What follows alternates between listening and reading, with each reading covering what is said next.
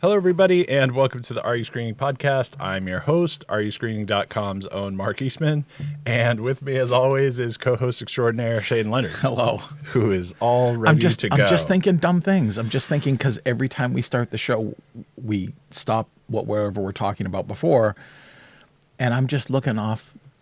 We're watching a little dot counting down to get ready, and I'm looking at that until it says 1, and then I do like this, and I'm like, I'm on Anchorman. Like, I'm an idiot.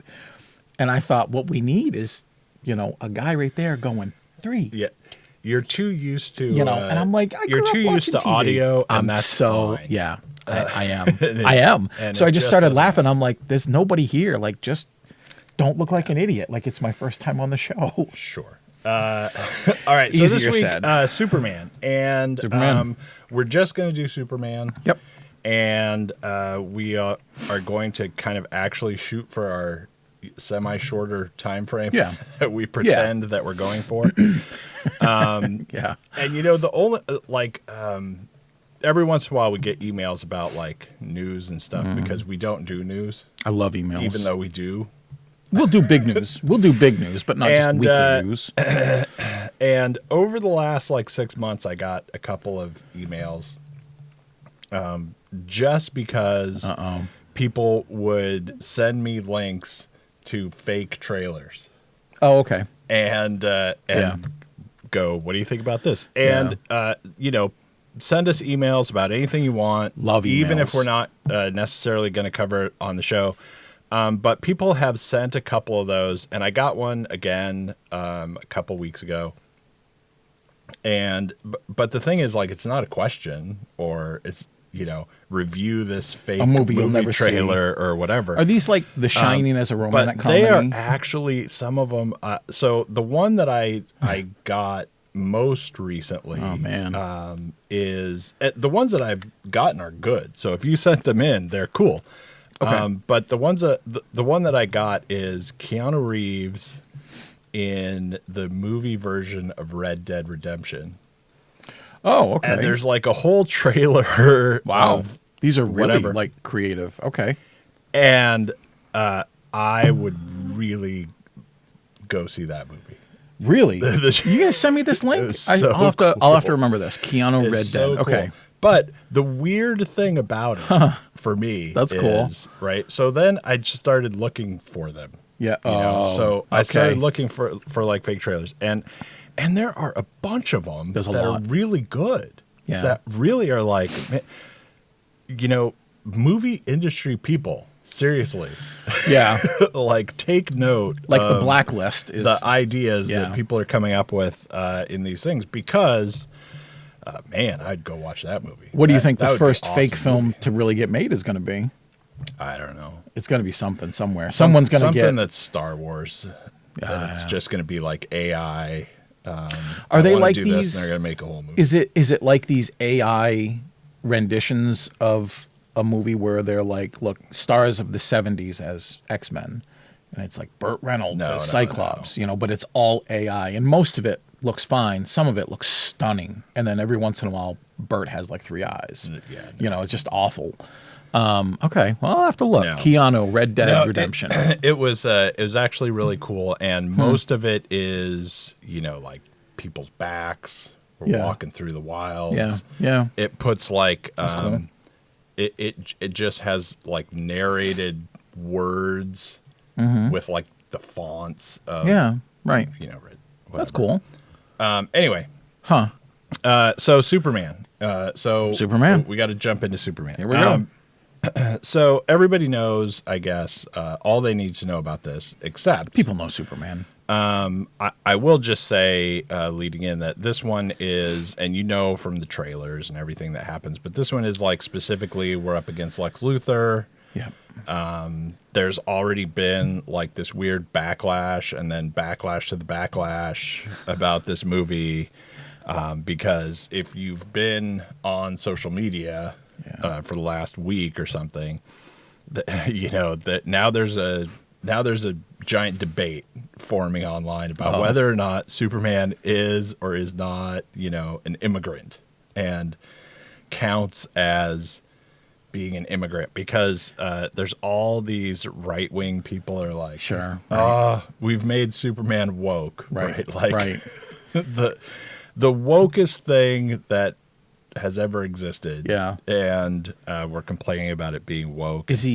Superman likes people. Right. I mean, it's like... Well, it's no, so- we were talking about this briefly. weird. Superman does good things for people, and he's like, what a socialist. Yeah, He's not getting paid for it. Is, not to split hairs, and we don't have to talk about it more than what I'm about to ask, but isn't he technically a refugee? He didn't choose to come here, so he didn't immigrate here. Well, His parents sent him here from a embattled place. Yeah, I mean, it's... Yeah, I guess by the definition he's an immigrant, but I he's don't- not native to the planet. But I don't think refugees are not immigrants anyway. right, that's what I was going to say. I'm like, not all So- dogs are cats, but this isn't the same thing at all. Right. No. Anyway. But anyway, there's a lot of There is a bunch of stuff that happens in the movie sort of about the fact that he's an immigrant, yeah, even if it's kind of sideways, because what Lex Luthor says repeatedly Right. is that he's not from here. He's Right. not one of us. He's, Yep. Very what do we know clearly- about this guy? yeah, Or whatever. very clearly making him the other. Anyway, so we don't need to go super overly into what's in the movie before we go into what's in the movie. It also has, because everybody knows Superman, doesn't Right. matter. But it also has, just to throw it out, it has like this little subgroup of Green Lantern, Hawk Girl, and Mr. Terrific, Mr. Terrific. the Justice Gang, The Justice Gang, yeah. And that nobody likes it and being it's called that. It's such a weird amalgam. So a lot of things, like, there are things in the movie that are like total fan service kind of little nods. Yeah. But then there are also things that are like, I mean, man, you have to be a different kind of fan. Yeah. Like, I know who all those people are. Yeah, I don't know why they're here. yeah, Or if the Justice Gang is an actual thing, Right. that the three of them were in a bunch of comics as their own group or something. Yeah. So that's a whole other level of right. maybe all this stuff, or maybe you're scratching your head too, going, Right. why are they in this? But anyway, they're in it as well. And we've Yeah. got Lois Lane, and we're kind of moved along in the story, kind of, Yeah. more than like, this is not like really like a reboot, like we're going to start from the beginning and tell a Right. real like origin tale exactly, even Yeah. though kind of we do. Anyway, so that's the movie. And as much as I like the idea, and I think we were very different going in, just to have that in the background too, because you were like not At all up for on this. board, No, right? Not at all. And I was not exactly on board, but I thought going in that the trailers to me made it look like, it's probably going to be decent enough. Like it's I'm probably not going to go, yay, Superman, this is the greatest thing ever. Right. But I had way higher expectations than you, even Yeah. if I didn't have super high expectations. Even if all you had were a 3. Right, I but- was pretty much coasting Yeah. at 0 or 1. Okay, so and Yeah, that's a just good point. Throwing out our ratings, Yeah. to get things going, and I do have to say here's my ratings. Right, Yeah. this is absolutely, without question, the most idiotic movie I have ever seen. Jeez, sorry about that. Oh, that's big. It's maybe not the worst movie I've ever seen, Yeah. because it's not. We've seen- It's not bad in like every respect. Right. But specifically in being idiotic, it is. This is a bold it is statement. absolutely the most idiotic movie I've ever seen, and Maybe that's a good thing. I will try to explain that slightly, Yeah. because We've seen some Paul Blart stuff. everything that happens in this movie, Yeah. they should have made the exact opposite decision. Absolutely Yeah. everything that is a decision in this movie Is the wrong one. Every time someone makes a choice, every time you say this character I should got a drink. do this Yeah. this way, Yeah. every like next plot step, everything that happens is idiotic. And so the upshot of that is which you might not expect. Yeah, This is interesting. I am going to give it a 1. So it's not completely a 0, because there were a few things in the movie that I did kind of like. Yeah. And there were a couple of things in the movie where I was like, all right, that is kind of fun. You know, that's like a neat scene or whatever. Yeah. A lot of them, honestly, revolving around Mr. Terrific, whose movie I would watch. Yeah. If he got his own movie, I would watch that. You know, I kind of liked Mr. Terrific.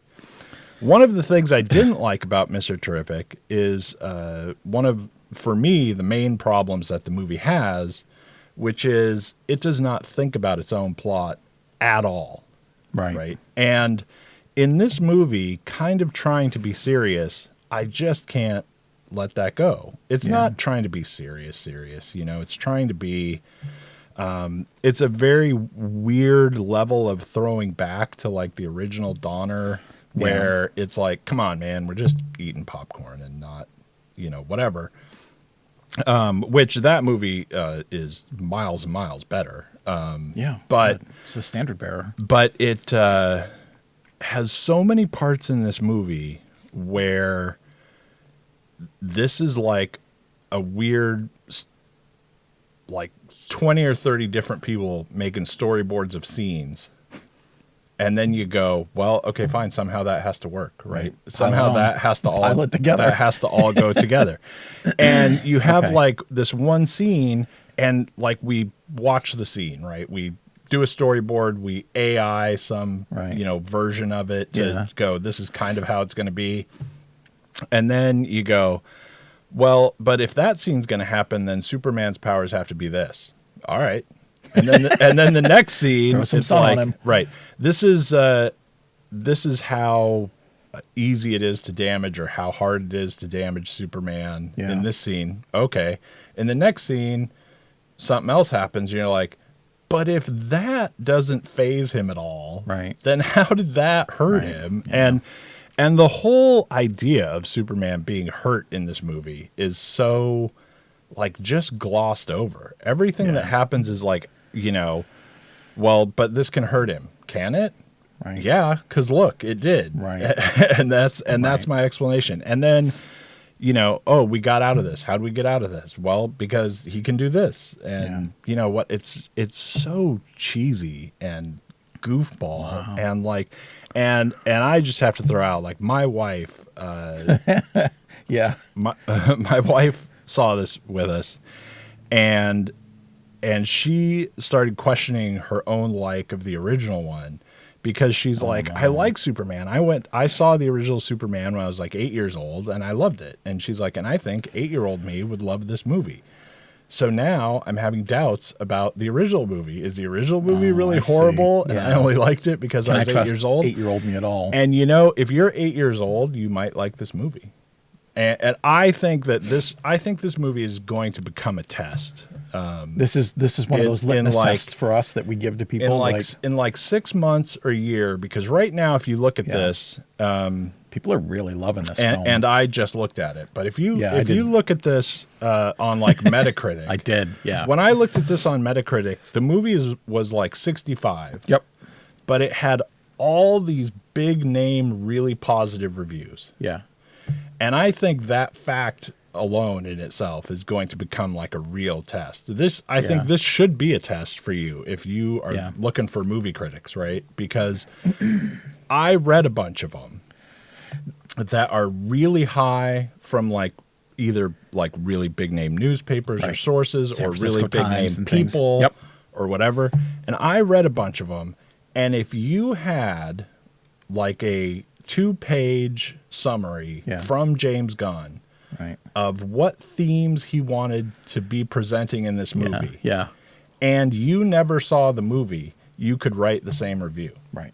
Because none of them that I read anyway are reviewing this movie at all. Yeah. They are reviewing being really happy about this kind of story happening. And that James Gunn is taking over Zack Snyder's dark nihilism view. Yeah, and that it's keg stands. It's all this positive thing, and we're exploring him, Superman, like as a person Yeah. who wants to be Instead of a nice deity. all the time Right. and Yeah. do all this good stuff and has these actual problems and whatever. Right. And I read a ton of reviews where I'm like, man, you didn't need to see the movie. Right. And you don't Right. talk about anything really in the movie except for like the movie's own press. That's like all you're Yeah. talking about. I wish in your we, review. It's awful. I'm sorry. Excuse me. go I wish ahead. we had a cheat sheet sometimes for the things that we often reference. The stuff that we do all the time, like the Roger Ebert Crystal Skull thing, we know. But there was, I cannot, maybe you can. You have a good memory for this stuff. I cannot remember. There was a film years ago. We watched somebody, it was maybe a critic takedown, maybe it was a Oh, yeah, that's suggestion. right. And you and I both single-handedly was like, this guy didn't see this movie. Right, He right. saw the trailer. Right. Because the trailer was misleading if you actually saw the film. And he reviewed the trailer Right. as the movie review. And we were like, I'm positive. I'll go to my grave knowing we were right about that. I remember we Do you did- remember? I don't remember the movie or the guy, but I remember the act of us doing Yeah, that. I don't remember the thing, but we went like We really went line line by by line line and was through like, the that's not review. in the movie. Like, there's a thing before. Well, I should let you finish that intro. No, part, go too. ahead. Well, there's a thing about this. I also kind of had a sense we don't script anything. I'm holding my phone for IMDb data, and I write down our scores. Mark's got a pad, but it's really just to make a couple notes of things. We don't have anything scripted here. So what I'm trying to say is when I had a general idea of what I might bring up, if I could remember all of it, because we don't script anything, I went to Metacritic. Because I'm curious. It's my favorite site. I hate Rotten Tomatoes. I like Metacritic. I think it's more reliable as an aggregate source, though it doesn't numerically always line up because reviews don't always give numbers. have numbers, right? In And fact, they- it's and they just a make 'em up, tone. And yeah. they make it up based on the tone of your review. And at this point, nowadays, I have to believe they're using AI to do it. Because in the past, before AI, they had people running the site read the reviews and say, does that sound like a 4 or a 9? I noticed a few of the top ones. Mostly there's a couple really high reviews, and then they're all in the middle. I started reading a bunch of the middle, and I don't mean lower middle, because you get low enough, you get into the 30s, 36s, and those are obviously negative. But I read the 40s. Right. And even one of the 46s was like, I don't think so. Like Yeah. it was like 3 out of 10. Like Right, that's right. not 46. Like that's Right. 30. Those reviews, and again, because the film literally just came out, sometimes we're a little bit behind because of life, and other times we just see the movie that just opened. I think that Metacritic score, excuse me, is not because of more aggregate info, but I think over time, I think it'll stretch a bit. I think that rating is a bit misleading. I had you down as a 0. I did not feel on any level that I had to be kind and give half stars here. I gave it a 1, and I think I can pinpoint a couple of the reasons why it's not a 0. It really isn't a 0. It's sort of weird. You know, we went through this Snyder nihilistic sort of version of heroes, and I can appreciate, though I didn't really like his take on Superman or any of them. You would have thought if he was into nihilism, he would have really gotten like Batman. I didn't think he understood Batman either. It's sort of funny to watch Christopher Nolan's Dark Knight be so popular amongst some people, and Snyder's dark version, and everything's been anti-hero dark.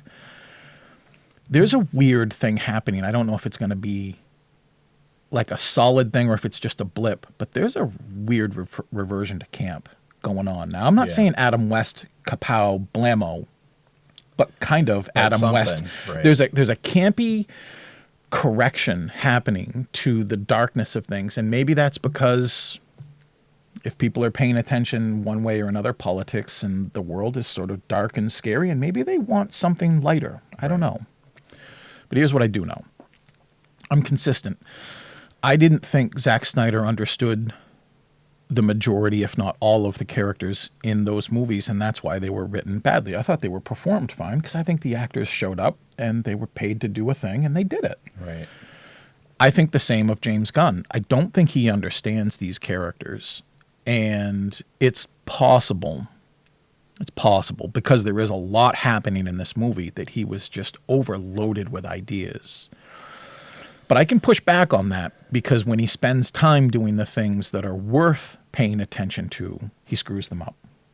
The biggest scene in the trailer for me isn't Superman lying bloody in the snow. That's a J.J. Abrams mystery box full of crap. That's, oh my God, who is powerful enough to make a guy who is invulnerable on Earth because he's been baking in yellow sun and he's close enough to it. He can't be cut. Right.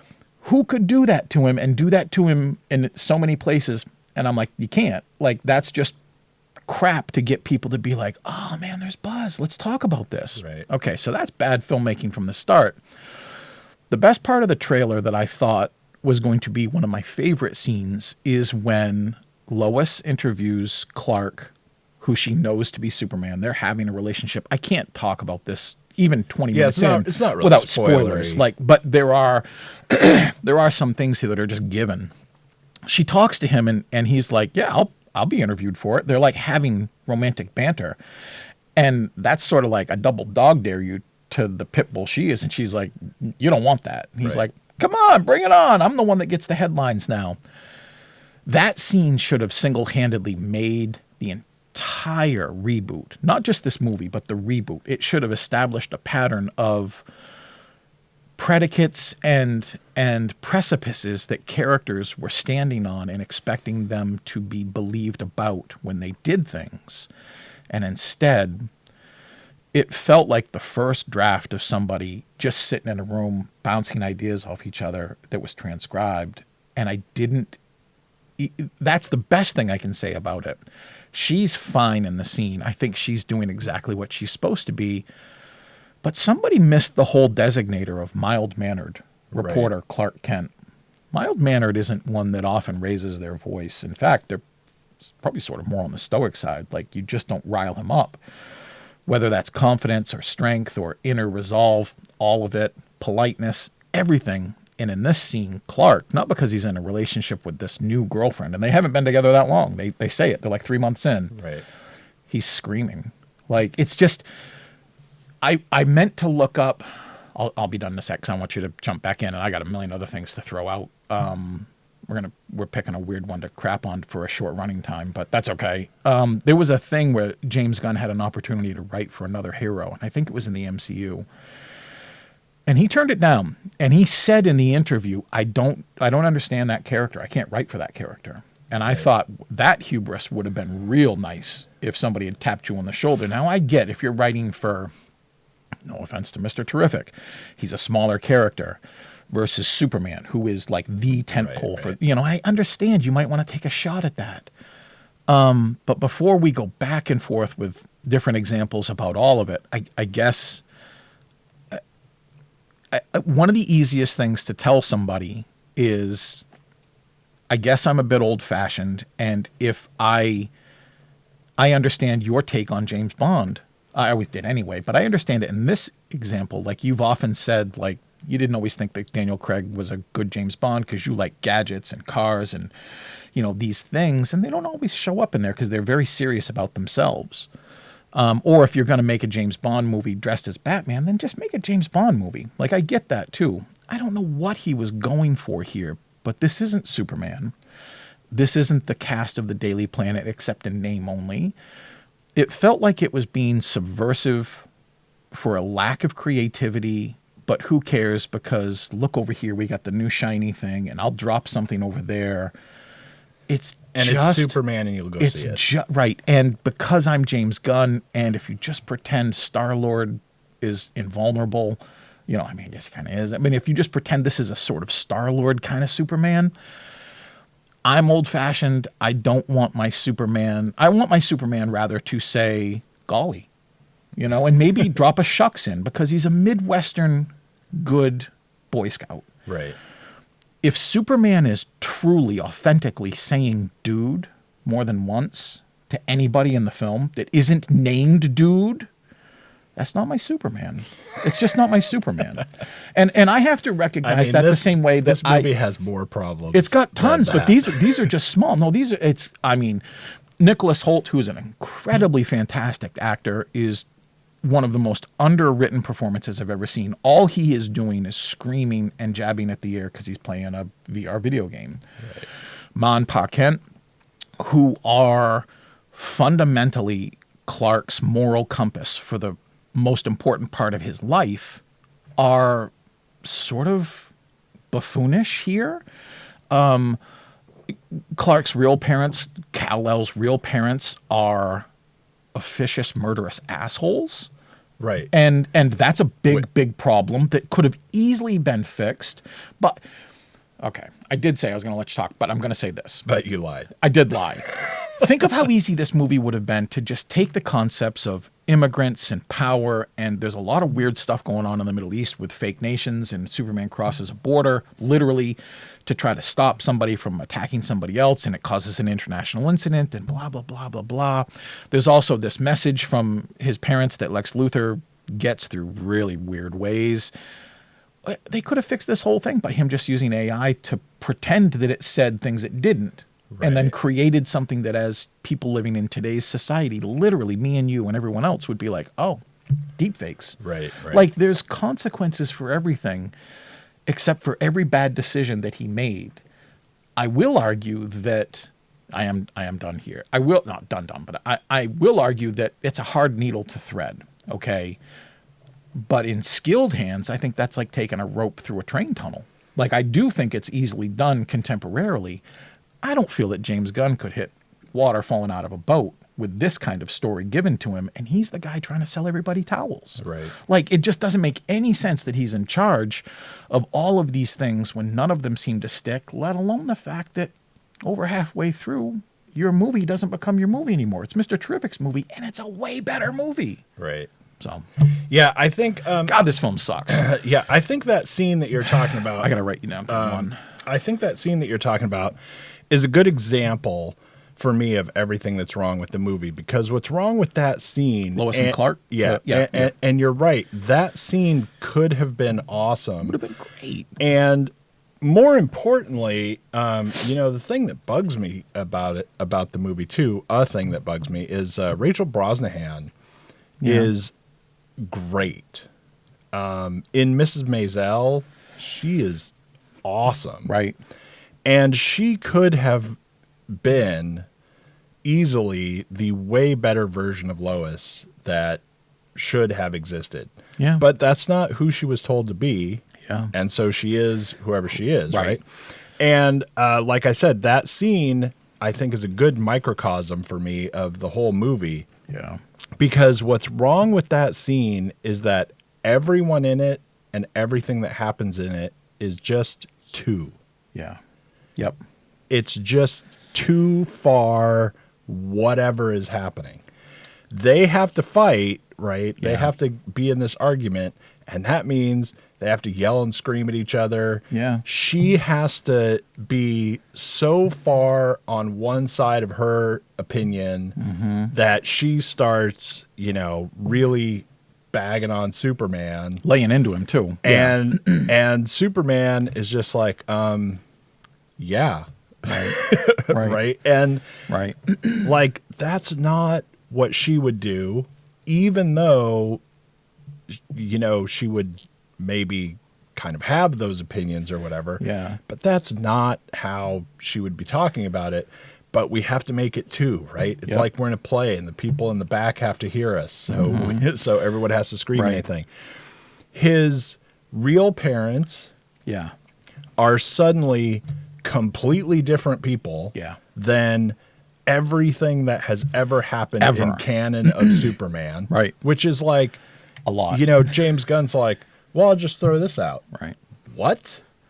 I mean, why don't you just make it so that it turns out that Superman is actually like 50 little creatures in a suit? Right. Like, that's who Superman is because I say so. Right. And that's who his parents are because I say so. That thing is so... When that happened, I started looking around the theater.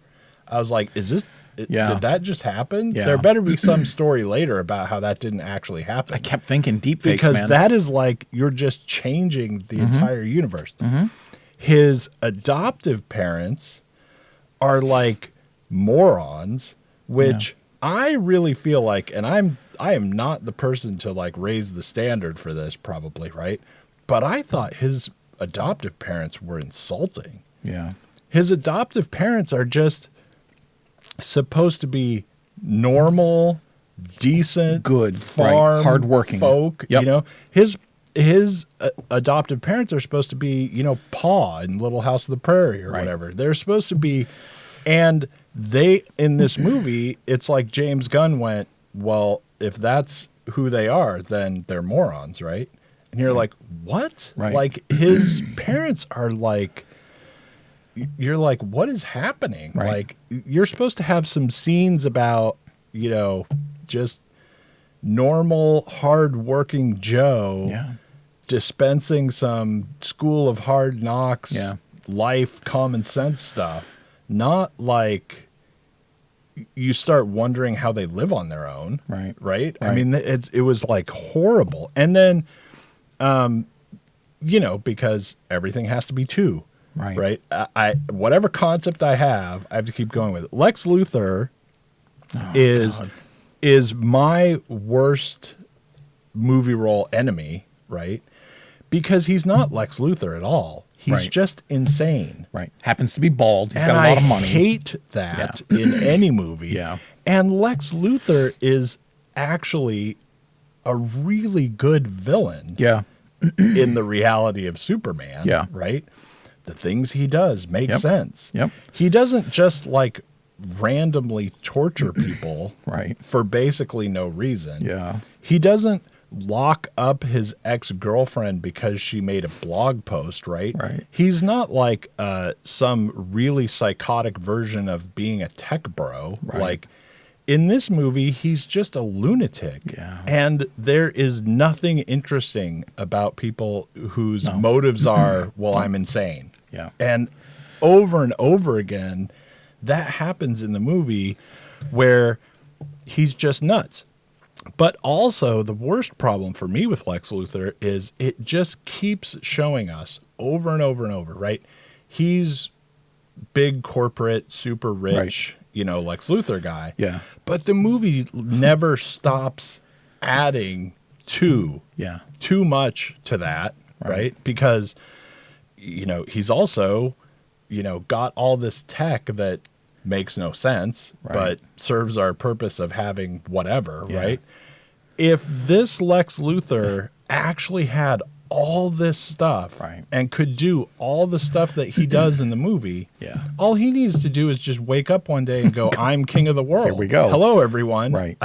Who could stop me? Yeah. Like he's so powerful by the time we just keep revealing things and keep revealing things and on it goes, that nothing matters. I mean, he's got, at worst, in the most simplistic view, you know, he's got a planet destroying device. Right. So, Right. I mean, that. and no one else has mutually assured destruction over him, right? Yeah. And all that could ever stop him is Superman, and he's got his Superman stopper. Right. And at the very beginning of the movie, when he has this completely stupid Superman fighter that beats the crap out of Superman, and no one on Earth goes, wait, what? We're all dead. Not because of Superman. Right. Nobody has that revelation. This is like in the first 10 minutes of the movie. Right. You're like, how is no one going bonkers over Lex Luthor? But, you know, like I said, it goes on and on where he has so much power that you can't believe that years ago he didn't take over the whole planet. This movie should be like some weird dystopian Superman fighting for the, you know, rebels. Right. Because he already could do it. Yeah. It's so goofy. And all of the, I won't go on just forever either, but all of the stuff with the, you know, Green Lantern, Hawk Girl, I just don't understand why they're there at all. Right. The only reason from like actually making a movie standpoint that I can find for them to be there is so that at one point Lois Lane can talk to them. Yeah. And Mr. Terrific can kind of like save the day later and be around to effect escape or whatever. Right. But in general, like they just serve no purpose. And Hawkgirl, I mean, Hawkman, Hawkgirl, all the Hawks in the comics at all. Yeah. They have always had like such a bad time, right? Yeah. They have nothing except that they can fly and maybe they're kind of strong. Yeah. But as superheroes go, I mean, they are like the most like F tier superheroes there are. And she just screeches all the time. Right. And it's annoying. But it's just like literally like, why are they there? Why is it them that are there? Except that we need Mr. Terrific. Right. It in some way, Gunn, I think, you'll never be able to prove this because the movie's doing well and it's getting sort of these weird coping. What do they say? It's copium. When people cope real hard, like it's an inhalant, and they're rating it well. In the same way that we saw with the Thunderbolts film. People are like, the MCU is back. And I'm like, that what? Huh? Right. Like, you want it to be that, so you're going to sell it to me. But, geez, don't lie to yourself about this. There's so much happening here where he wants to isolate or sort of punish. And it's sort of really strange when you look back on it. Like, he starts out bloodied. He goes back to this fortress where the superbots are taking care of him and they basically sunburn him, Right. Okay. And then the movie forgets its own plot because even though we proceed, now Clark has to we got to go to the Daily Planet and introduce everybody and have a scene with everybody on the planet because that's what happens in Donner's films. And it's weird how good Donner's movies really sort of set the bar for a lot of stuff. But Superman just got beat up, and we learned in the opening scene 3 minutes ago because he was trying to stop an invasion from one fake country into another in the Middle East or in some part of, you would believe, Russian Asia space if it were on a real map. Superman gets throttled, gets fixed, goes back to work while that invasion just keeps happening. Like, he's just like, I gotta heal. Right. I mean, it doesn't make any sense there, but we jump around a bunch of scenes. And again, that interview scene, it serves so many things that were sort of deflating, but I wasn't even inflated about it. Early on, it serves as a example of where their relationship is, because again, we're not really in the Christopher Reeve universe or the Brandon Routh universe. It talks about like where they're in their relationship and what difficulties they're having because she's not relationship type and he's, Superman. And the ineffectiveness of that whole dialogue, because what you were saying earlier when you started talking about it again reminded me, like, it's just written by someone who's not smart enough to have the sort of Pulitzer Prize winning confrontation that two people would have. Right. This is a high school sophomore writing for an absolute PhD level course, and it shows. It's really weird.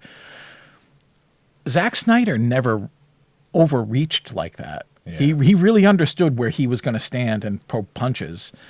And James Gunn does this more than once. He's done this sort of odd overreach in some of his other movies, but not only does it fail in all these things, not only does it fail for them to establish anything, it also sets up something that I didn't believe, that we learned just a little bit later when Lois is like, I was going to break up with him. Right. And then you realize 7 minutes later, she's like, I love you, Clark. And I'm like, that was yesterday. Right. Like, so all of those things aside, what I started to say before I distracted myself is James Gunn wants to punish Superman, beat him up. He spends honestly, 30 minutes just getting trashed throughout the whole film. Then he's imprisoned, isolated, poisoned. Like, I'm like, okay, like, how many other things can you do? What, you whip him if you want, kick him a few times. He brings in the other heroes because you need somebody to move the story along in a way that Lois and Jimmy can't do with their like super watch. And it's also fan service, And I thought when we were watching those trailers, and I'm like, look, A lot of cameos and a lot of fan service to me say always the same thing. You do not have a good fundamental story. Right. You know, and I still stand by so much of the ignorance in trying to be subversive, like with Jor-El when he's like, which was strange. I didn't even register that was Bradley Cooper. Right. Whatever. Yeah. I didn't see it. And I missed Christopher Reeve's kid's cameo too, because I was just that disengaged from the film. But the moment that his message about like why we sent you to Earth, and then it becomes all garbled, and I'm like, that's fine. That's cool. That's a weird MacGuffin. Trying to be subversive for the sake of like subversiveness, I guess. But if you have a good payoff, then genius, go with it. If you don't have a good payoff, somebody has to say to you, look, I don't think this is a good idea. Right. Mark, the number of things that are bad and got through this movie, and he's in charge of the DCU, tell me one thing. We got a lot of bad ideas ahead. We got a lot of people. No one's going to say no to James Gunn. Yeah. Because Zack Snyder screwed everything up. They think he can emulate what Kevin Feige did in the MCU. I fail to see where any of that comes from. In the MCU, he made 3 Guardians films, and only one of them was good, really good. Right. The other 2 got worse as they went along. I don't know what DC's thinking. Like, I'm just sort of like oddly, again, like I had no expectations for this, but it still feels like a big strikeout. Like they could, I wanted so badly to be wrong, to come in and be like, hey, I got to eat the crow. Right. I took a crap on James Gunn and, you know. Yeah, and I'll tell you, we're going to wrap up pretty quick here, but so much of the movie, like I said, everything is just too. Everything that happens is too much. And not only that, but most of the stuff that happens, like you were talking about, I guess, writing the script for their scene. Yeah. So much stuff is like so childish. It's so weird. It is. If you gave me like 3 hours to rewrite the script, I could make this a parody movie, and it almost is anyway. I wonder. It's very close in many scenes to just straight up making fun of itself, making fun of Superman as a concept, and going, look how dumb this is, and you're like, man, like. Get off the gas or something. But I'll tell you the one other thing about this movie. Now you may like watch this movie and go, "Oh, come on, just eat your popcorn and have fun and have a good time," which we are all for. Absolutely. Absolutely, that's just not going to fly. Yeah. But there may be a lot of this stuff in this movie that you can write off, that you can go, "Oh, come on, just like roll with it and whatever." But in the scene where, as we get closer to the end, where the one country is about to invade the other country again. Yeah. And there's like a fence in between the countries. Yep. I know what you're talking about. That is like, you know, if you drive through Texas. Yeah. And you drive for like 45 minutes before you see anything that humans constructed. Right. And then all of a sudden there's that guy's house. Right. And he's got a fence around his house. It's that fence. Yeah. That fence is what's separating these countries. Yeah. And on one side, this country has too many tanks, like tons of tanks and armored APCs, and they've got a huge army, right? Mm-hmm. The other side has like 70 unarmed people. Right. That's what's happening in this invasion between these two countries. Yeah. And if you can watch that scene and go, cool, Superman will maybe save the day, and I'm just going to roll with it and play along in this movie. What you like is not movies. Right. I mean, that's just not a movie happening. Yeah. That is like the most bonkers bullshit scene in a movie that I've seen in forever. And then like the little kid holds up the Superman thing. Flag, yep. That is like James Gunn himself saw the original movie when he was 8 and has no idea why any of it was good. Right. Doesn't like Superman, doesn't like people who like Superman.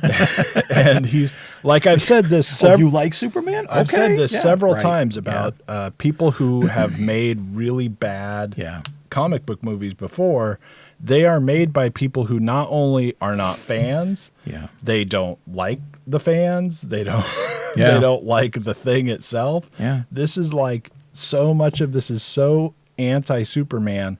Like, that scene is just mocking. Yeah. I mean, that scene is like making fun of the fact that there would be things like this happen in a comic book. Right.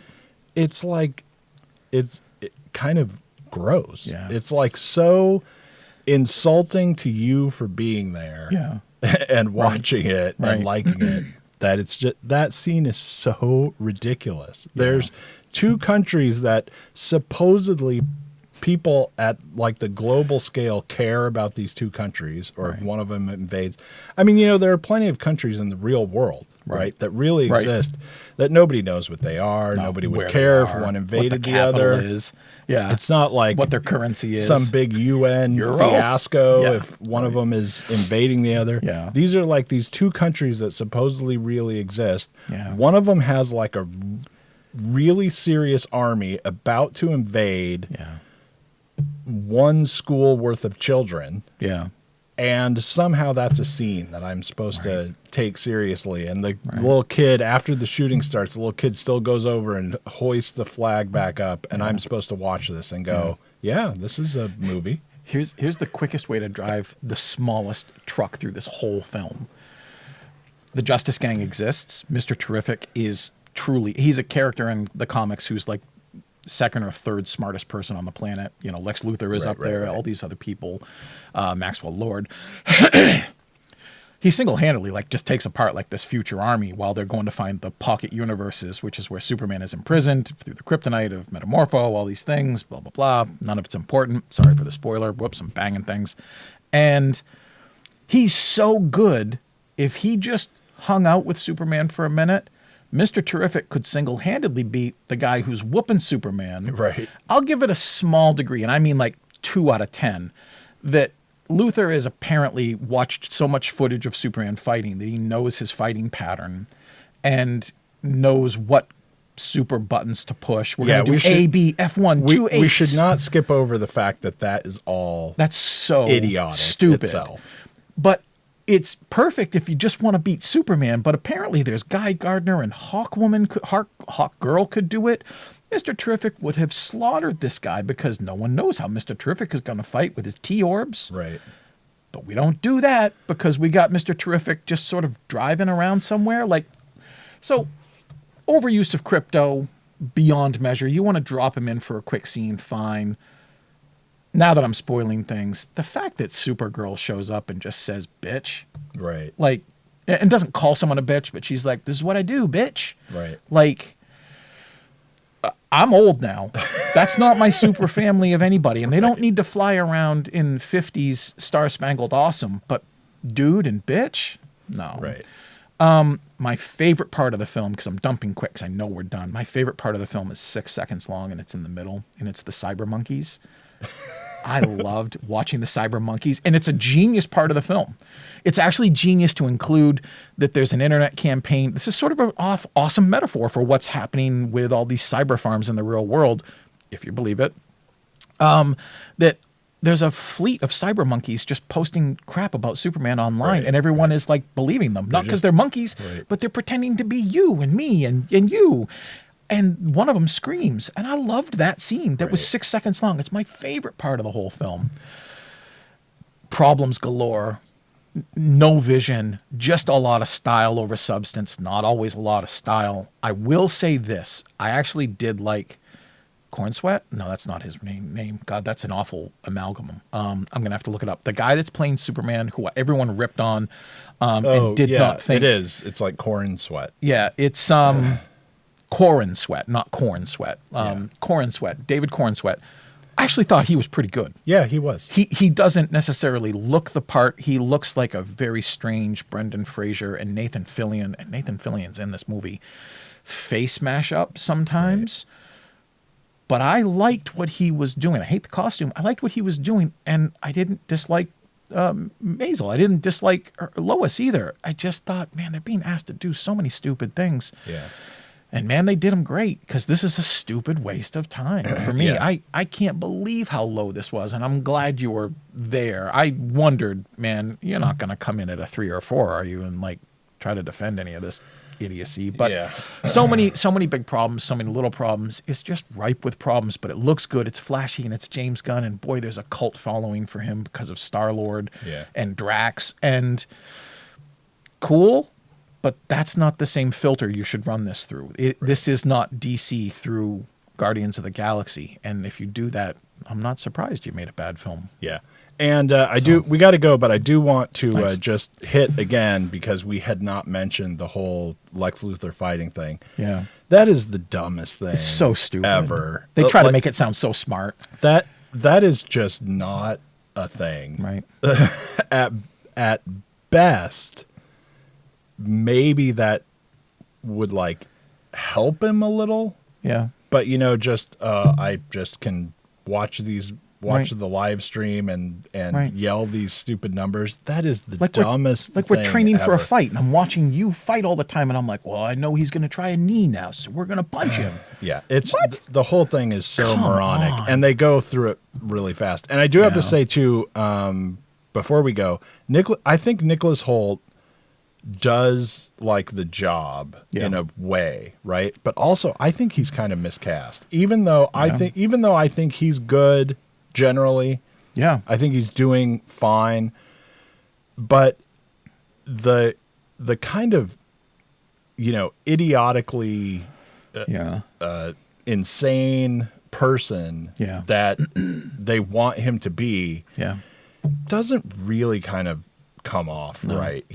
He seems to me like when you watch an old movie and like somebody's the leader of the motorcycle gang and he's like really a jerk to everyone around him, and you're like, that guy wouldn't live through being the leader of this motorcycle There'd gang. be challenges Somebody every would day. just shoot him in the back and like, tomorrow, this is a motorcycle gang, man. And like the way that he is such a jerk to everybody, but also, as he keeps saying himself with his, brain over brawn thing that we have to say, which is why they have that fighting thing, because somehow that's supposed to be brain over brawn, because look, I can fight better than you, or whatever. And it gives me a chance to flip it around later. Somebody in this massive gaggle of henchmen he has would just go, I don't know, man, I got a gun and you're yelling at me. And I'm Superman. Like, can't I hear it anyway? And even just the ridiculous. I'm sorry. I know he found a piece of Superman's hair in a battle that he caused, and then what? Like, his hair is invulnerable too. Right. I don't know how you're going to cut the hair, because if you can cut the hair, why wait for a battle? Why not just send the super barber out? Take us none of whatever this, it is that cut his hair. None of it makes sense. There's two post-credit scenes. One is like 90 seconds in. The other is at the very end. Neither are worth staying for. I mean, and that's it. I just want to bag on this all day. Yeah. Oh God. All right. So you're going to go see it anyway, but let me tell you, it's and tell us how much you love it, or how much you agree with us. I'm so annoyed. I'm not sure what will be next week. Because there's a couple things to like catch up on. There's, I think Fantastic Four when does this opens? happen? When Maybe does I'm this wrong. not happen? Yeah. Thanks for tuning in. Yeah. Send us all your email about how much you love this movie. We love the email. Be glad to respond to some of it. I got to check these trailers out now. And we'll see you next week. Thanks for tuning in. Yeah.